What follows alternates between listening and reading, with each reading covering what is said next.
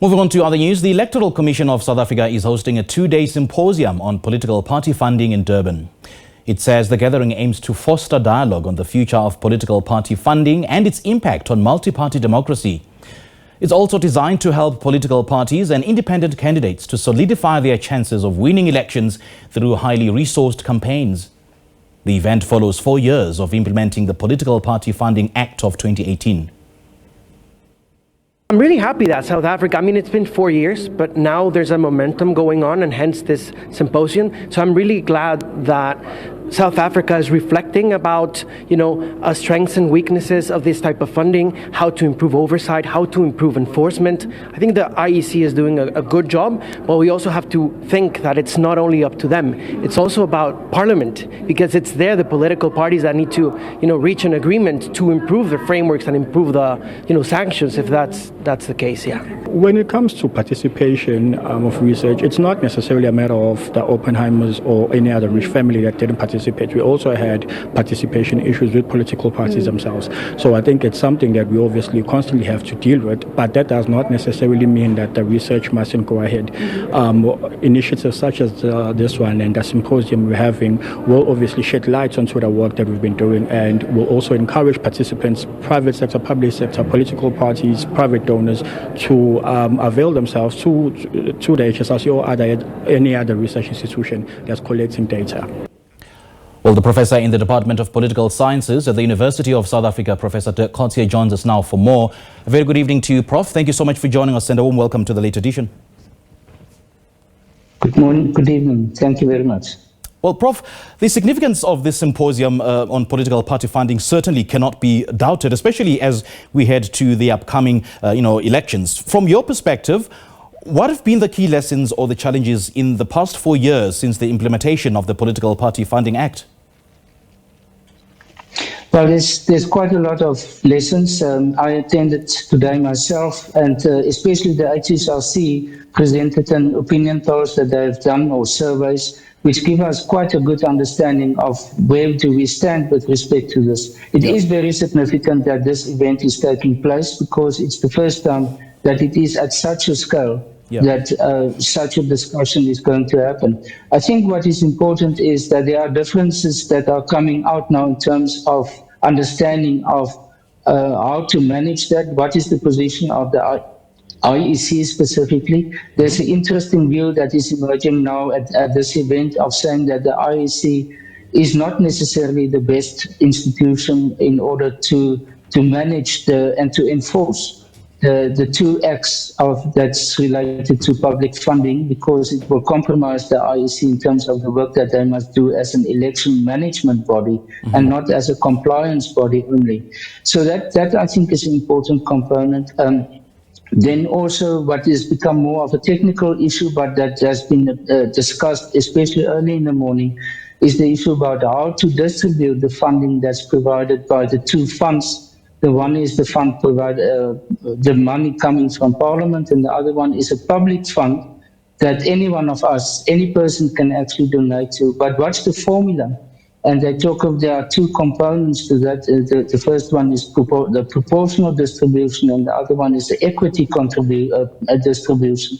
But what is the weights between that? So it becomes slightly technical, but for the parties it's very important, and it solicited a lot of debate about that. I think it's also about how to deal with the independent candidates in future, because they are single candidates. It's not a political party, a collective group, therefore, as well as in future with new political parties, because new political parties up to now are not funded when they participate in the first election.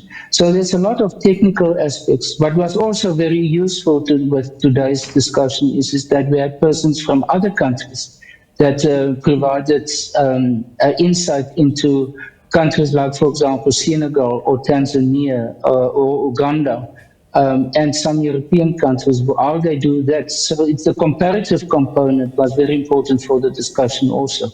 And very technical, you say, and hence it needs more critical evaluation. You touched on the issue of independent candidates. I mean, the past few years, we've seen a rise in independent candidates contesting elections with the name of a well-known billionaire being bandied about for the next general elections.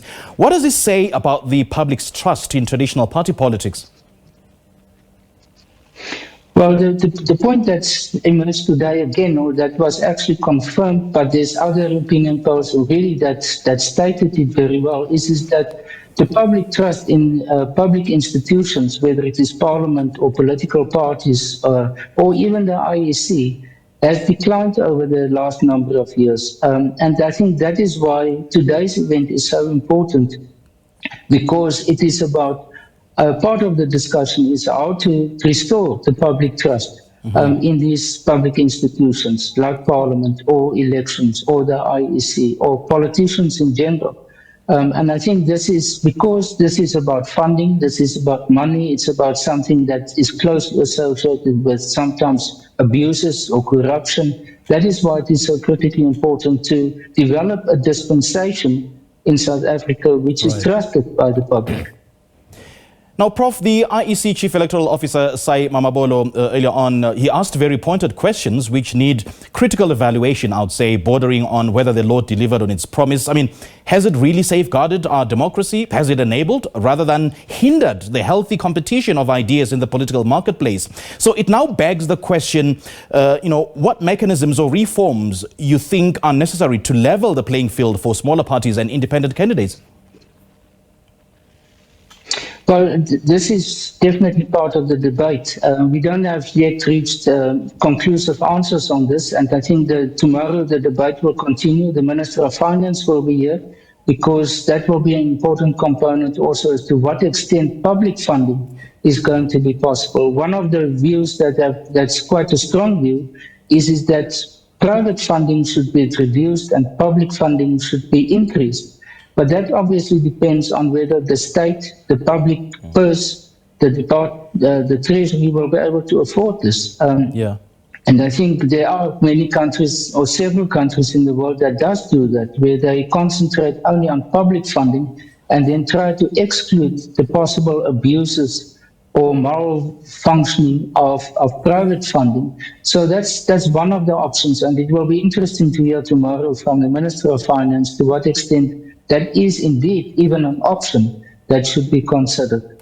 We've heard the abuse of political party funding, in past elections being bandied about. And one of the aims of this symposium is to ensure that political parties and independent candidates alike can mount well-resourced campaigns. So in your view, Prof, has political party funding in South Africa historically favored bigger parties?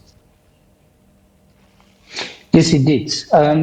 Remember that last year's election was the first time we had independent candidates at national and provincial level.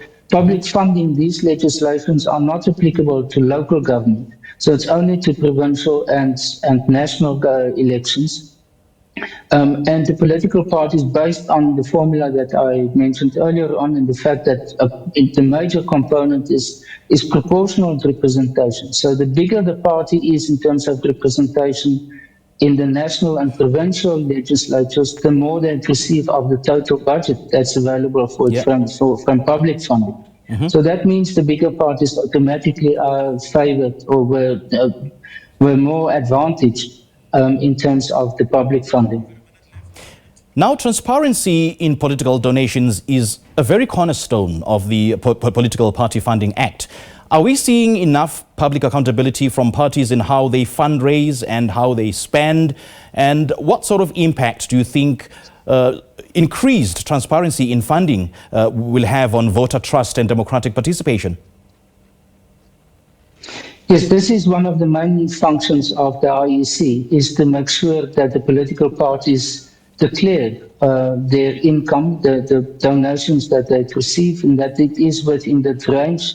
Up to now it was 100,000, between 100,000 and 15 million, that must be publicly declared and in their statements also, that goes to the IEC and ultimately to Parliament.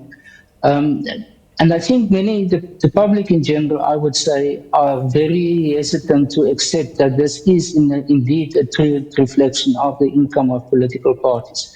And I think this is part of the discussion was today part of the discussion and will continue, is to what extent this is indeed the case, that it is a complete reflection of their income.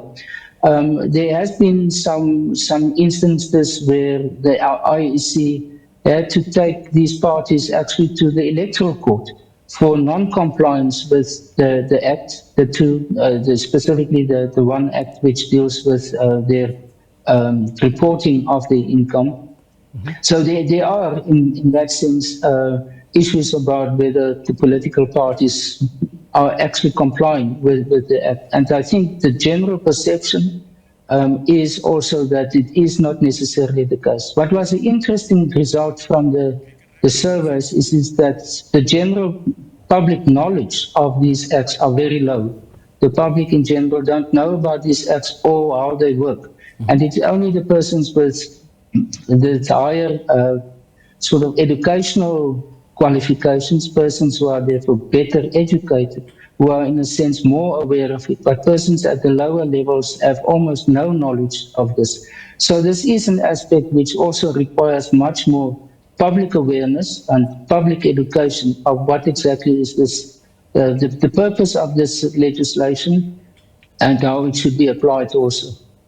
All right, Prof, great chatting to you. Thank you so much for spending time with us this evening. We do appreciate your time.